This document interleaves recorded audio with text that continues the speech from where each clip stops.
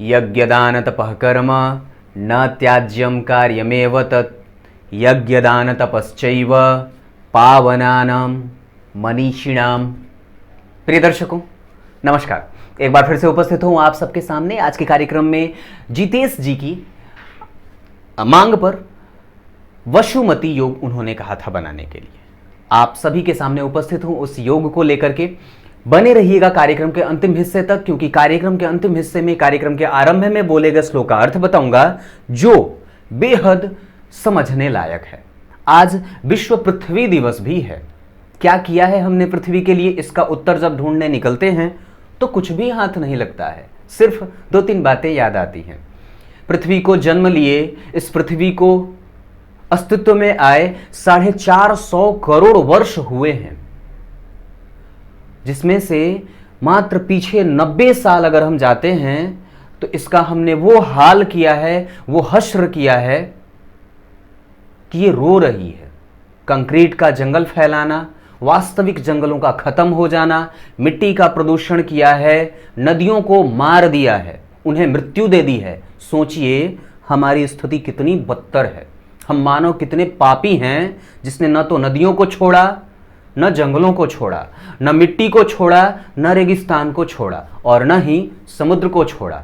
कुछ भी तो नहीं छोड़ते हैं हम, सब तो खा ही जाते हैं। कितना बड़ा पेट है हमारा। आइए कार्यक्रम को अंतिम तक देखने का प्रयास करिएगा, बने रहिए हमारे साथ।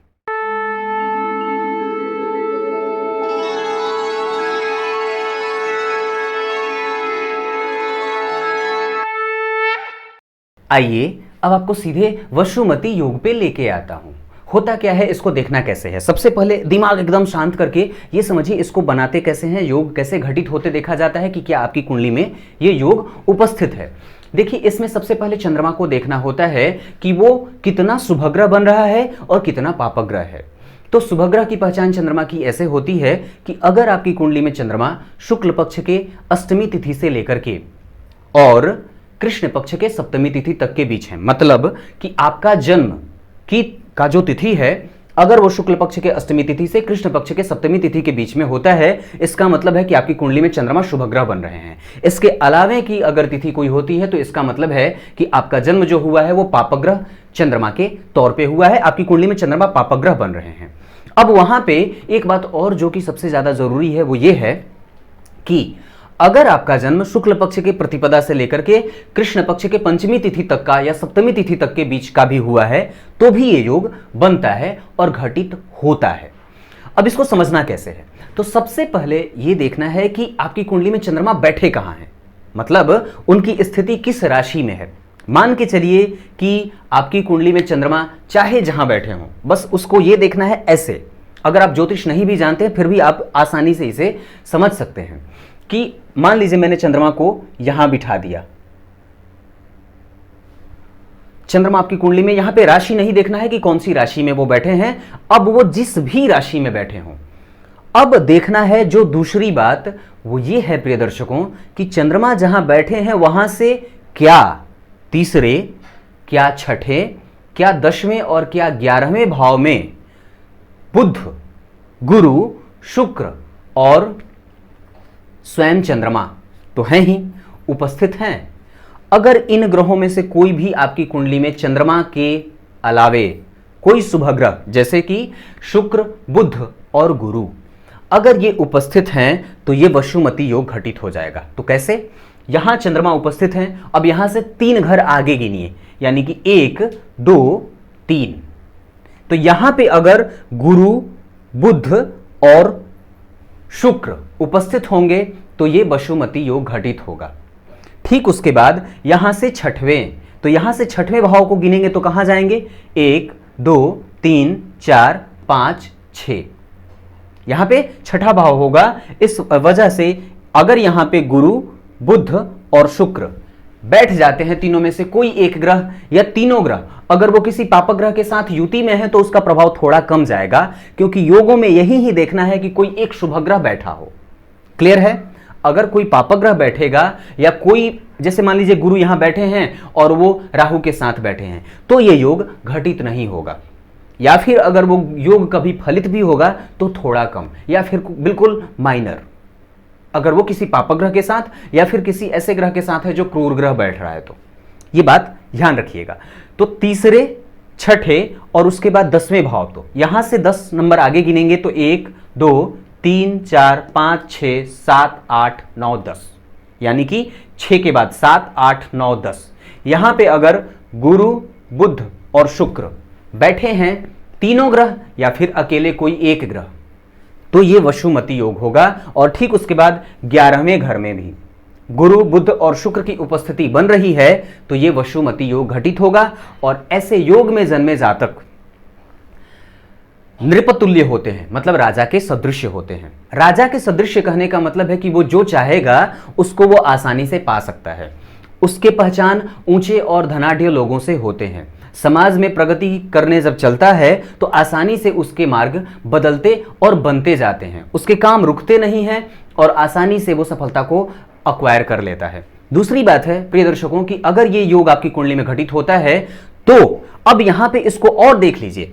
आपको सिर्फ योगों के बारे में ये बताया जाता है कि ये स्थितियां बनी तो योग घटित हो गया, लेकिन सबसे पहले एक बात याद रखिएगा कि जन्म कुंडली में जो ग्रह जिस भाव में बैठा है वो ग्रह उस भाव से प्रभावित होता है। मैंने शुरुआत में ये बात कही है कि यहां पे भाव को नहीं देखना है, यहां पे सिर्फ ये देखना है कि चंद्रमा बैठे कहां हैं, और वहां से तीसरे, छठे, 10वें और 11वें भाव में गुरु, बुध और शुक्र अगर बैठे हैं तो ये योग वशुमती योग बन जाता है। अब यहां पे इसको कैसे क्लैरिफाई करेंगे कि क्या ये वास्तव में बन रहा है या सिर्फ देखने को बन रहा है। तो अगर ये शुभ ग्रह अकेले बैठे हों, मतलब किसी भी पापग्रह के साथ ना बैठे हों, तो ये योग बड़ा जबरदस्त लाभ देगा। दूसरी बात है कि उस ग्रहों के साथ, मतलब जो ग्रह हैं गुरु, बुध और शुक्र, उनके साथ किसी भी पापग्रह की स्थिति न बन रही हो, मतलब उसके साथ कोई भी पापग्रह शनि, मंगल, राहु, केतु न बैठे हों, तो ये योग और ज्यादा लाभ करेगा। दूसरी बात ये रही। और उसके बाद जो कि सर्वाधिक यथेष्ट रूप से यह समझ लेना जरूरी है कि ग्रह की स्थिति जो है वो अच्छी होनी चाहिए, क्योंकि जिस योग के निर्माता ग्रह को आप देख रहे हैं, अगर वो चंद्रमा ही कमजोर रहा, जिसकी शर्त मैंने बताई कि वो शुभ ग्रह होने चाहिए, तो ये योग घटित नहीं होगा, यानी कि वो कम जाएगा। और इसको देखना है तो सिर्फ लग्न कुंडली में देखना है। इसके लिए आपको किसी भी तरीके से नौमांस का दर्शन नहीं करना है या नौमांस में इसे नहीं देखना है। ये लग्न चार्ट का फलादेश है और लग्न चार्ट का ये योग बनने वाला है, क्योंकि नौमांस में ऐसी स्थितियां बने कोई आवश्यक भी नहीं है। अब उसके बाद इसे एक और अन्य तरीके से भी देखा जाता है, वो भी बता देता हूं कि अगर आपकी कुंडली में जो भी लग्न कुंडली है, जैसे मान लीजिए आपकी कुंडली में यहां पे जो अंक लिखा हो, ये इस भाव को देखना है, लग्न इसे कहा जाता है। यहां से तीसरे, छठे, 10वें और 11वें भाव में, तीसरे, छठे, 10वें और 11वें भाव में अगर चंद्रमा, बुध, गुरु और शुक्र की स्थिति बनती है तो ये वशुमती योग घटित हो जाता है। तो इसको समझिए। तो यहां से तीसरा भाव, यहां अगर चंद्रमा, बुध, गुरु और शुक्र की स्थिति आपके लग्न से गिनने पर तीसरे भाव में, छठे भाव में, 10वें भाव में और 11वें भाव में आती हो तो ये योग बन जाएगा, मतलब स्थितियां अनुकूल हो जाएंगी। तो दो तरीके से, यानी कि एक लग्न से भी देखना है और दूसरा चंद्रमा से भी देख लेना है। आसान है इसे समझना और बड़ा मुश्किल नहीं है। ये योग बड़ा बेहतरीन है और व्यक्ति को समस्त प्रकार के सुखों का मालिक और अच्छे विचारों वाला, क्योंकि ये चंद्रमा से बन रहा है। और ये क्यों बनता है अब आप इसको समझिए। तो तीसरे भाव को ही क्यों देखा जाता है, क्योंकि चंद्रमा से तीसरा भाव जो होगा वो उसके पराक्रम का होगा। आपकी राशि से वो तीसरी जो राशि होगी जहां चंद्रमा बैठे हैं, तो यहां का अगर इसको हम लग्न बनाते हैं तो तीसरा घर इसका पराक्रम होगा, छठा घर इसका रोग भाव होगा, जिस पे जीतने के लिए हमारे मन का मजबूत होना जरूरी है। 10वां भाव हमारे कर्म क्षेत्र को प्रभावित करता है और 11वां भाव हमारे लाभ को प्रदर्शित करता है। इस आधार पर वशुमती योग में आपके प्रैक्टिकल भावों को देखा जाता है, जिसका हमारे वास्तव जीवन में और पर्सनल से ज्यादा प्रोफेशनल जीवन में ज्यादा महत्व है। मतलब व्यक्ति के कर्म क्षेत्र को अगर देखना है तो इस वसुमती योग को देखा जा सकता है, क्योंकि ये चारों ही भाव, तीसरा भाव, छठा भाव, 10वां और 11वां भाव हमारे प्रोफेशनल लाइफ से ज्यादा जुड़े हैं और उनका समागम ज्यादा है। क्लियर और बहुत ही अच्छे तरीके से मैंने समझाने का प्रयास किया है। अब कार्यक्रम के अंतिम हिस्से में आपको गीता के उस श्लोक का अर्थ बता देता हूं। देखिए, एक बात बता देता हूं, किसी भी मानव के जीवन में हमारे नेत्र बहुत कमजोर हो गए हैं आजकल। हम अपने भविष्यों को नहीं, हम अपने आने वाले भविष्य को नहीं देख पाते हैं।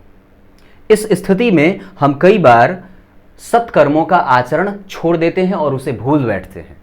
तो यज्ञ करना हमेशा चाहिए, तप करना हमेशा ही चाहिए और दान करना हमेशा ही चाहिए। इसको करने के लिए कभी भी ना तो समुचित और सही समय का ध्यान करना चाहिए, जब भी मौका मिले तब यज्ञ कर लिया करिए, हवन हुमाद कर लिया करिए, दान वगैरह कर लेना चाहिए और बिना किसी फल की चिंता के कि मुझे अगर ये कृत्य करूंगा, अगर किसी को दान देना है तो क्या मुझे इस दान का कोई फल मिलेगा, इसको मत देखिए।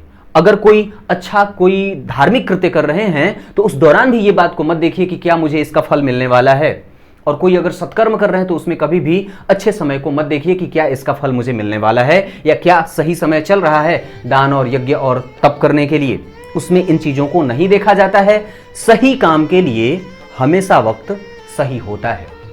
कुछ इसी तरह से आज के कार्यक्रम का समापन करते हैं। मुझे पूरा भरोसा है आपको ये कार्यक्रम दिलचस्प और अच्छा लगा होगा। तब तक के लिए इजाजत दीजिए। कल एक बार फिर से उपस्थित होंगे आप सबके सामने। तब तक के लिए नमस्कार।